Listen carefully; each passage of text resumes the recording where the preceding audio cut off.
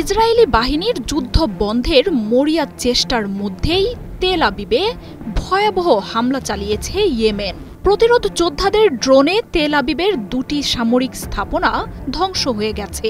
প্রতিরক্ষা ভেদ করে শক্তিশালী এই ড্রোনের হামলায় কেঁপে ওঠে গোটা তেল আবিব।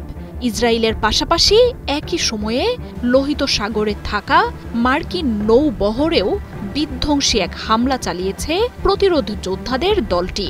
ফিলিস্তিনে আগ্রাসন বন্ধ না করলে দখলদারদের এক মুহূর্ত নিস্তার দেয়া হবে না বলে চূড়ান্ত হুঁশিয়ারি দিয়েছে ইয়েমেন।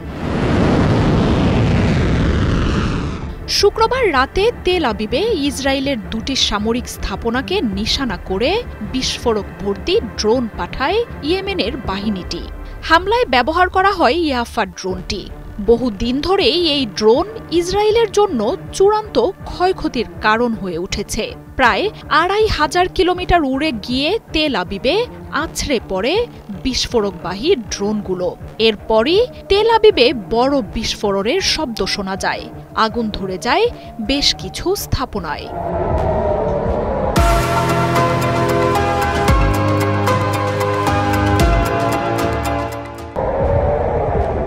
ইসরায়েলি গণমাধ্যমগুলো বলছে, ড্রোন হামলার সময়েও ইসরায়েলের রাজধানীতে কোনো সাইরেনের শব্দ শোনা যায়নি।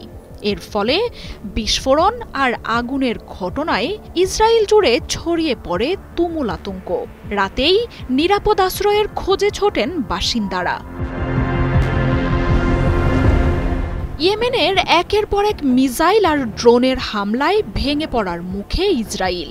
উদ্দেশ্যহীন এক লড়াইয়ে চারদিক ঘিরে থাকা প্রতিরোধ যোদ্ধাদের সাথে লড়তে থাকা ইসরায়েলি বাহিনী এখন ধুঁকছে।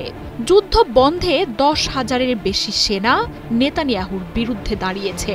এসব ঘটনায় ইসরায়েলের অভ্যন্তরেই এখন সংঘাতের ঝুঁকি ছড়িয়ে পড়েছে।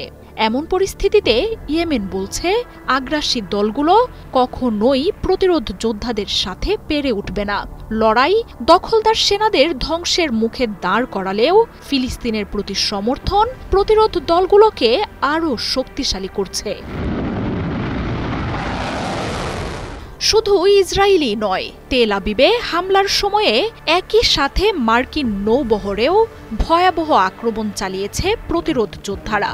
ক্রুজ মিসাইল আর ড্রোনের বহরের শক্তিশালী হামলায় ব্যাপক ক্ষয়ক্ষতির মুখে পড়েছে মার্কিন বিমানবাহী রণতরী ইউএসএস ট্রুম্যান। লোহিত সাগরে এই হামলার মাধ্যমে ট্রাম্পকেও বার্তা দিয়েছেন ইয়েমেনের প্রতিরোধ যোদ্ধারা। জানান, যুক্তরাষ্ট্রের দখলদারিত্বে ইয়েমেন ভীত নয়। ট্রাম্পের হুমকি ফিলিস্তিনিদের প্রতি তাদের সমর্থন টলাতে পারবে না বলেও জানিয়েছে দলটি।